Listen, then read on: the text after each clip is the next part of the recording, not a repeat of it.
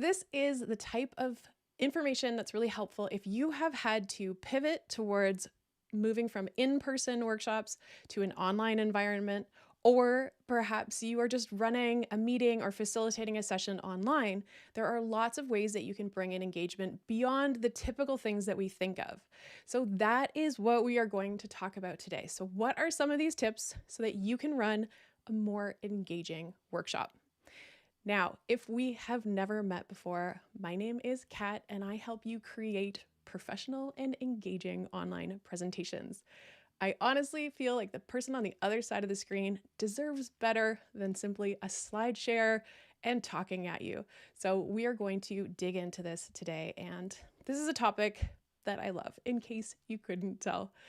Now, before I get into the actual tips, one of the things that I really want to drive home is this idea that you need to think about, what are you trying to get out of it? What is the engagement? So when we think of engaging an audience, when I think about it, I actually ask myself, how do I make each person feel like they belong here? Not like they are just someone who is simply sitting on the other side of a screen, just taking in information passively. How do I make it feel like I am supposed to be here and I am part of this? Just because someone else is doing the majority of the talking doesn't mean that I am not part of this and that I don't belong. So one of the things I really want to encourage you, if you are leading any kind of meeting, if you are running a workshop, is to really think, how can I make every single person here feel like they belong here? Not a person who says, no one would notice if I was missing. I'll just go and do something else. I'll kind of tune this out. How do you actually make them stay engaged, be part of the process, and what can you do to kind of mix it up? Because there are multiple ways you can do that.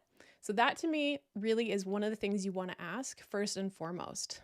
The other thing you want to ask is, how do I want to run this in that there are different ways. And so I want you to be intentional and actually spend a little bit of time before your session thinking about, how can you get the type of engagement you want? What are your goals?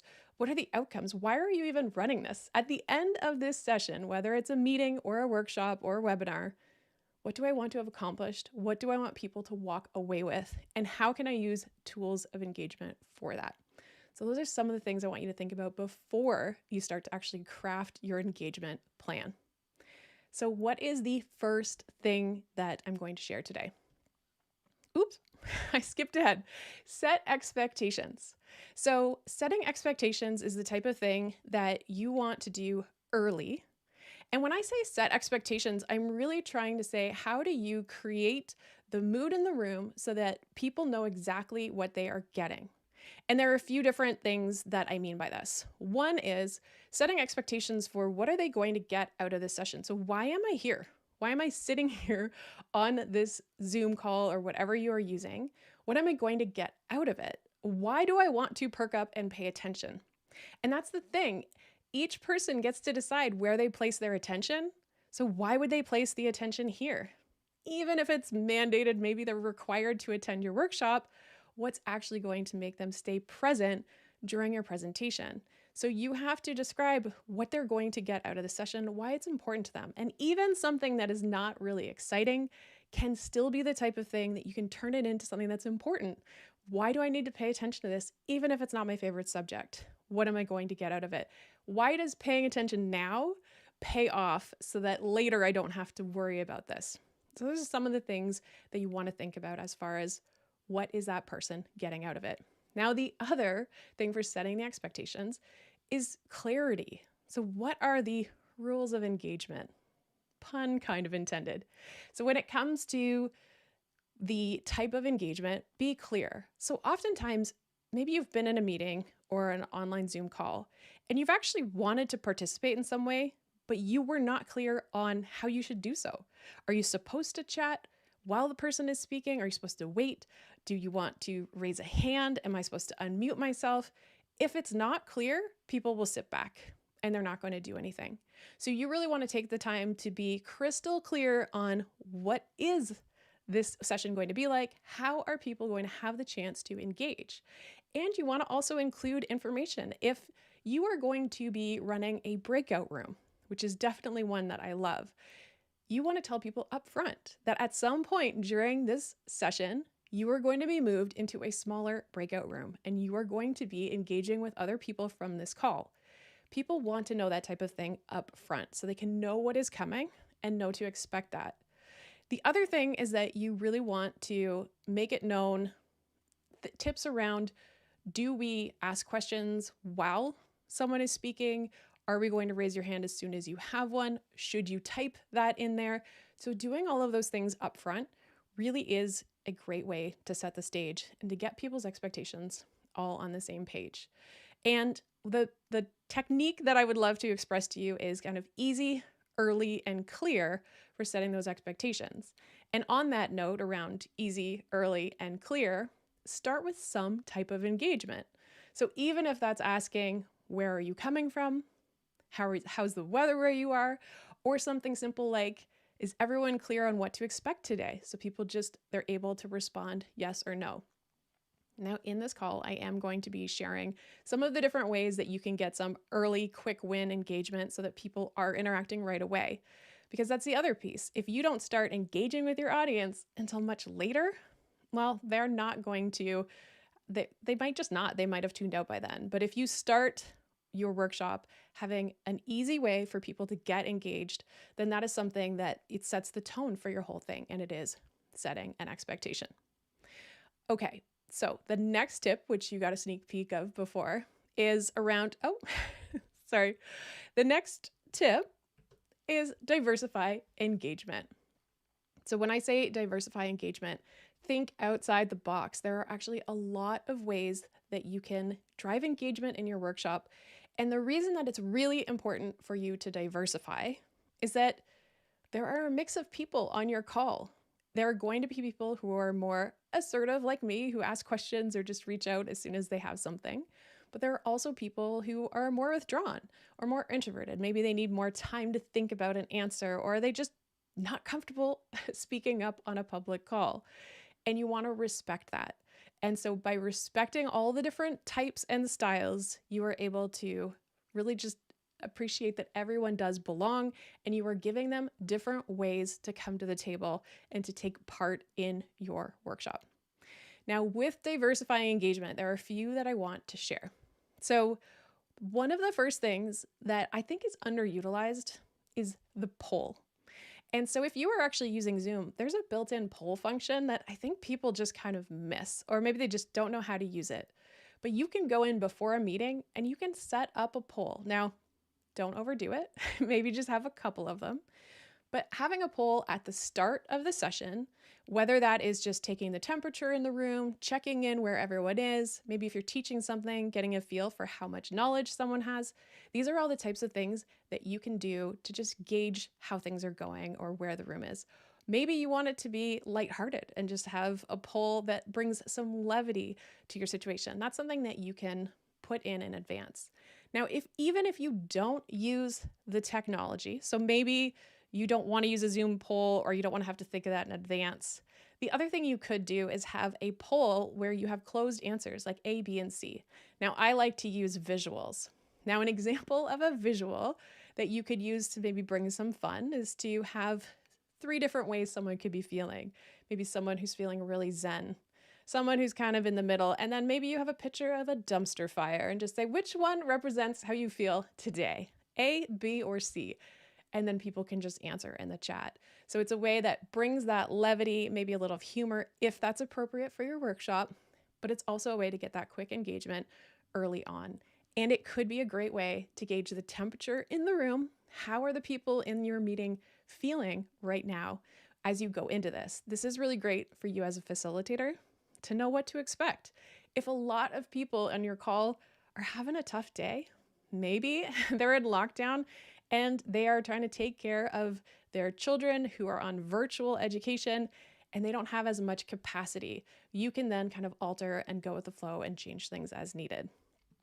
Now, I'm going to take a quick peek at the chat and see if there's anything here. Polls are catnip. Thank you, Paul. People always want to share their opinions. And if you give them a really quick win where it's easy to answer, it's maybe fun to answer, you don't feel exposed. You just kind of say, yeah, I want to participate in this. I've heard the term can't help it. And when you hear can't help it, it's something that's fun. So even if it's just, what's your favorite, tacos or pizza, that's an easy thing that you could throw out there that people can engage in. Now, you can also make it relevant to your content, but polls are quick and easy and you can ask people to answer. So they don't have to devise a really long answer or think of a detailed question. They can just do that. Okay, so what is the next one? So chat. Chat is another one that you can use strategically. And this is one where you do want to set the stage early with how you're going to engage with the chat.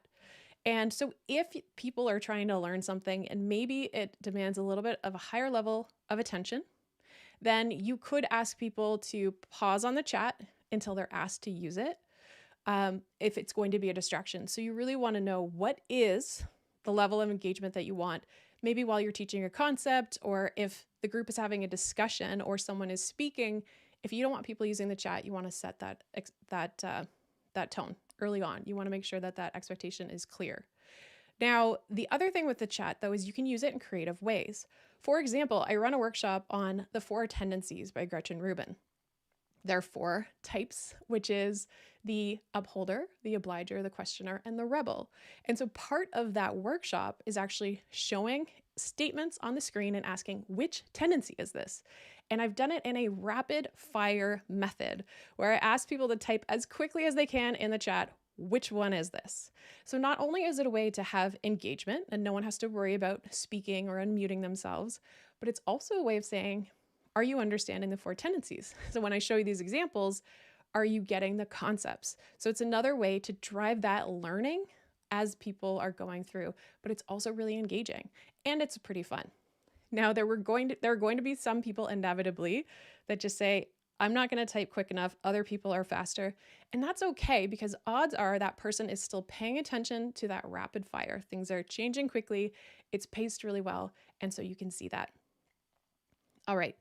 The other thing with chat is you want to consider, or if you're going to ask questions and ask people to reply in the chat, try having a combination of closed questions and open questions. So sometimes it's simple to just ask a question where it's maybe a 1-word answer or really straightforward answer. And then that way people don't have to overthink it, because it can be a pressure situation, especially for someone who needs a little bit more time to think about what they want to say. But on the other hand, sometimes you do want more open answers. Now, a caveat with the chat is that it can turn into a facilitator or the person running the meeting reading off all of the comments, and that can get distracting and it can start to take away, because everyone in that room can also read that chat. So if you are simply speaking on every single thing that they've said, then people's attention can start to wander. However, one of the things I do recommend is if you have a group where there are a few more withdrawn folks in the group, if they are contributing to the chat, I think it's a really great way to appreciate and acknowledge that they have participated in this by calling attention or maybe reading out that more withdrawn person. So let's say you have a group and they're all together and you have 2 or 3 people who are speaking a lot, raising their hand a lot. If they put something in the chat, that's great, but maybe don't worry about acknowledging their chat. Maybe focus on the people who haven't had a chance to contribute yet or haven't spoken up publicly. That's just a nice way to make sure that each person does feel like they belong. Now, what's another thing you can do? So there's actually a yes and no feature in Zoom. If you have downloaded the newest version of Zoom, this newest software update, you will actually see on the reactions tab that there is a yes and no. There's also a slower and faster and a few more emoticons. And the great thing about the yes and no is that you can ask a yes and no question and have everybody say, everyone, let me know, yes or no. Use the reactions to tell me which one. And you'll be able to see at a glance where people stand. Now, this is the type of thing that you'd want to use for, in my opinion, a question where nobody feels alienated by saying no. it'd be like, did everyone do their homework? And then a few people have to say no, they might just not participate. So you want to make sure that you're asking a question that's maybe a little bit more lighthearted, with a little bit of levity, or even ask something where you're pretty sure everyone's going to say yes. Like, did you receive the email attachment for this workshop? Most people are probably going to say yes, but if a few people say no, then you actually know what's going on. So it can be a useful tool, but it's also a tool for engagement and can make people feel like they are part of it. Now, I'd love to hear from you if you've used it. So I know it hasn't been around a long time, but if you have used, let me know in the comment how that's gone using that yes and no feature. An obvious drawback is if not everyone has that version of Zoom, maybe it won't work as well, but I think that could be a really great option, just a different way to engage with your audience. Now, speaking of those reactions, another thing that you can do is actually use those emoticons and maybe assign a different value to each emoticon and say, show a heart if you think this reaction, show a surprised face if you have this response. That's another way to use those tools. So someone doesn't have to actually type something in the chat, but they are able to respond and they get to see everyone else's responses. Now, when you think about doing this in a meeting, a person is probably going to feel like, okay, I should be paying attention to this. They're not necessarily going to be as likely to multitask or do other things if you are having that type of engagement. All right, so what is next? Okay, the next tip, names and renaming. So when I say names and renaming, they're, I guess, two different things, but they're connected.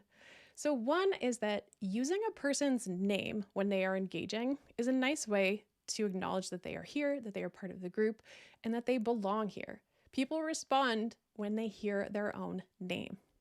Now, there's a caution here, is that sometimes facilitators and people leading a meeting are nervous about messing up a name, or they're worried that they cannot pronounce a name, and so they end up just not saying those difficult to pronounce names. And that actually starts to exclude people. So I would encourage you, first of all, try with sincerity to say everyone's name.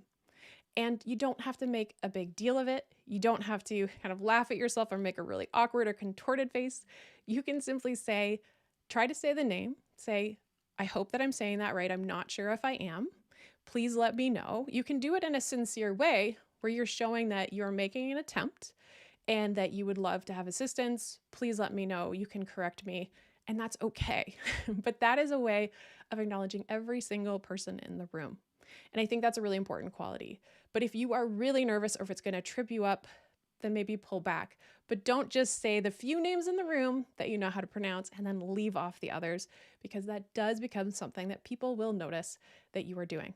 So really try not to do that. Now, I also have renaming up here, and that's because it is a helpful tool for one of those early, clear instructions to get engagement up front. You could ask everyone to rename themselves. You may have to show them how, but when they rename themselves, you can use something, whether that's fun, like maybe beside your name, you can put your favorite food or whatever you want. You can be creative, or it can be practical. Maybe you can put where you're calling from. Now, an example of how I've used it in a practical way for a workshop is when I'm teaching people about the Enneagram personality framework. There are 9 different types. So I have asked people beside their name to put which number they are. So I'm a 7, I would put cat and the number 7. Now, not only does that have you actually engaging with that workshop because you have to go in and rename yourself, but also it's practical for me because when I have breakout groups, I can actually make sure that those breakout groups are divided appropriately. So if I'm trying to put certain people together, I can do that. So if you are not familiar with everyone in a group, that's another way for someone to identify themselves, but it's also a way that they're taking some sort of action that's deliberate for your presentation. And I think that's a really helpful tool that you can use in there. All right, I'm gonna peek down and look at these comments. Yeah. Okay, I see that there's a little bit of love for the emoticon. Now, not everyone loves the emoticons, and I do want to say in response to those reactions, you want to get the temperature of the room and whether this is the appropriate place for it. You also may want to say from the get-go whether you are cool with people freely using those emoticons, maybe to support what someone said, or if you would rather reserve them for specific uses, because there might be a case where it's just a little too much and people might start to resent them. So that is up to your personal discretion, but it is something you can do. Now, the next one, this is a really big thing for me when it comes to engagement, is that adding visuals and adding graphics to your presentation is going to add that level of engagement because people pay attention when things are changing in front of them. Now, you can use animations, you can show images, you can share your screen, you can use slides. Those are all really helpful things, but you want to make sure that you are using them strategically. The reason that I love them so much is that they can help the person follow along with what's happening in the workshop. So you can be driving home a point, like use visuals and graphics in your workshop. But you could also use examples, use imagery. People learn in different ways. And this is one way to address the fact that not everyone is an auditory learner. Some people really do respond well with having those visuals. It keeps people on track and it can keep that attention if people start to wander. Now, if you are looking to add visuals and graphics to your Zoom calls, for example, if you wanted to have a title like I'm showing now, or if you wanted to have an introduction or have your name, I've put together a video and I will link to that shows how you can add visuals to your Zoom meetings. So that is something that's actually easier than you might think. Even if you are brand new and have never added a graphic, I have that and I will link to that video so that you can get started with adding those visuals and enhancing that engagement. It's also great for a call to action. So one of the things I often do in my workshops is I will have a slide or directions that I show on the screen. And so I tell you exactly what is expected. I mean, how many times have you been in a Zoom workshop where someone says, okay, this is what I want everyone to do, and they say it? Maybe they say it again. But even I've been on the side where I get into a breakout room and I think, okay, what are we supposed to do now? We're in a breakout room and I have no idea what I'm supposed to do. So having those written descriptions, it's another way for someone to take something in and get clarity on what is expected of them. Or if it's a call to engagement, like type this answer, having a visual on the screen is really going to help you. So I think adding those visuals is a really simple but effective and powerful way to facilitate that engagement and also bring the person along and so that they are paying attention in a different way. Now, the last thing I want to say, which is not actually a tool for engagement, but it's a tool for you if you are leading a meeting or a workshop, is to read the room. Sometimes what you have planned is not a fit for the group, where the group is today. Maybe something really challenging happened. Maybe there was a big hit that took to this team. Whatever is going on, you want to read the room. So if you are trying some things and it's just falling flat, you may need to adapt. And sometimes that's tricky if you've got it all mapped out and planned, but really you want to respond to what's going on. The other thing is you want to read the room if you are facilitating spoken engagement where people are unmuting and they are sharing and they're taking part. How much are they taking part? Because if a few people are overtaking a conversation or a meeting or a session, you will start to notice other participants starting to just disengage. They might start to withdraw. All of a sudden, it's all about these people. And so it's your job as a facilitator to bring the group back, to maybe get everyone back on track, to ask people who haven't participated yet before you go back to someone who already has. And are they responding to something more written, maybe using the features like the yes and no? Are they open to speaking? And if they're not, you can pivot. Because it can be kind of painful to sit in a meeting or a session and nothing is working and no one is responding and the person just keeps trying. You can't force it if it's not happening. You can facilitate it, you can plant the seeds for it, but ultimately, if it's not working, there are a lot of reasons. And I will say that it's not always about you. Like sometimes things are just going on that you cannot control, and so a person's maybe not paying attention and it doesn't have to do with you. That being said, sometimes it is about you. People might actually be disengaging because they're not responding, or maybe it's not clear or what's happening. So I don't want to just say that it's never about the facilitator, but there are a lot of times where you should not take it personally because you do not know what is going on for the person on the other side of the screen. So I cannot see any comments right now, but I do want to ask you, what works well for you? What types of engagement have you really responded well to? Maybe you're someone who is a little bit more withdrawn and you prefer those alternatives rather than speaking. Maybe you're someone who loves to speak up. Maybe you really enjoy being in a breakout group. But I would also love to hear from you. And what are some other ideas? Because these are definitely not all of them. And the more ideas that we have, the better the experience can be for that person sitting on the other side of the screen who is showing up to that session. We really owe it to them to make an engaging session and workshop.